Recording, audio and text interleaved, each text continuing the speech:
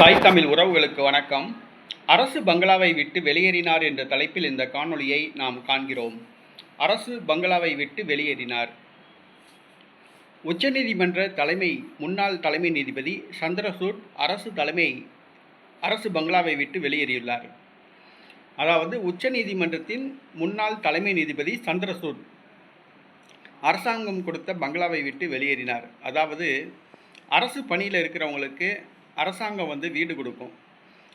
இந்தியாவின் உச்சநீதிமன்ற தலைமை நீதிபதி, இந்தியாவுக்கே நீதிபதியாக இருந்தவர் சந்திரசூட், அவருக்கு அரசாங்கம் பங்களா கொடுத்துச்சு.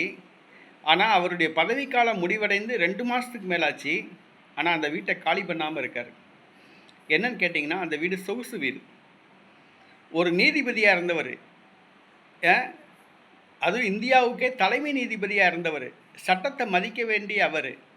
ஆனால் சட்டத்தை மதிக்காமல் அரசாங்கம் தனக்கு கொடுத்த வீட்டை விட்டு காலி பண்ணலை. 2 மாதத்துக்கு மேலே அந்த சொகுசு வீட்டை விட்டு காலி பண்ணலை. பல்வேறு தரப்பினர் குற்றச்சாட்டுகள் கூறிய பின்பு நேற்றைய தினம் இரவு அதிரடியாக காலி பண்ணியுள்ளார். பொதுவாக இந்த அரசு பங்களா விட்டு யார் காலி பண்ண மாட்டாங்கன்னு சொன்னால், மத்திய அமைச்சர்கள், எம்பிக்கள், இவங்க தான் காலி பண்ண மாட்டாங்க. டெல்லியில் காலி பண்ணிட்டோம்னா நமக்கு வீடு கிடைக்காது அப்படின்ட்டு. இப்போ டெல்லியில் காலி பண்ணிட்டோம்னா நமக்கு வீடு கிடைக்காது அப்படின்னு சொல்லிட்டு உச்சநீதிமன்ற முன்னாள் தலைமை நீதிபதி சந்திரசூட் சட்டத்துக்கு விரோதமாக இவர் காலி பண்ண மறுத்துட்டு இருந்தார். கடைசியில் காலி பண்ணிட்டாப்புல. ஒரு சாதாரண இந்த சலுகையே அவரால் விட்டு கொடுக்க முடியாதுன்னா, இவரெல்லாம் சட்டங்களில் தீர்ப்பு வழங்கும் போது எந்த மாதிரியான நடைமுறைகளை பின்பற்றியிருப்பாங்க, அதுதான் சந்தேகமாக இருக்குது. ஒரு நீதிபதியாக இருந்தவர் சட்டத்தை மதித்து வீட்டை காலி பண்ணியிருக்கணும்.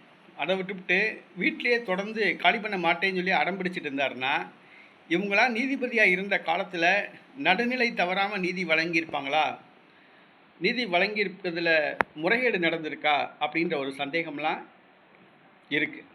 அதனால் யாராக இருந்தாலும் அரசு பதவிக்கு வந்தவங்க அந்த பதவிக்காலம் முடிஞ்ச உடனே தயவுசெய்து அந்த அரசு பங்களாவை காலி பண்ணிட்டு போகணும். அடுத்து வர்ற அந்த பதவிக்கு வர்ற பொறுப்பாளர்களுக்கு அப்போ தான் அந்த அரசு வீடு வழங்குறதுக்கு வசதியாக இருக்கும்.